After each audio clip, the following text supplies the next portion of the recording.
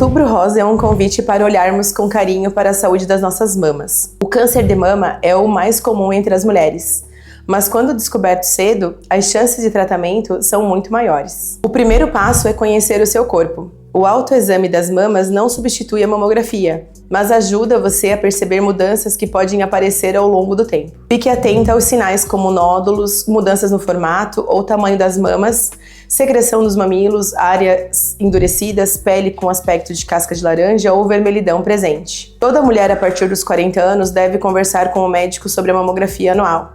E se você tem histórico familiar de câncer de mama, essa atenção deve começar ainda mais cedo.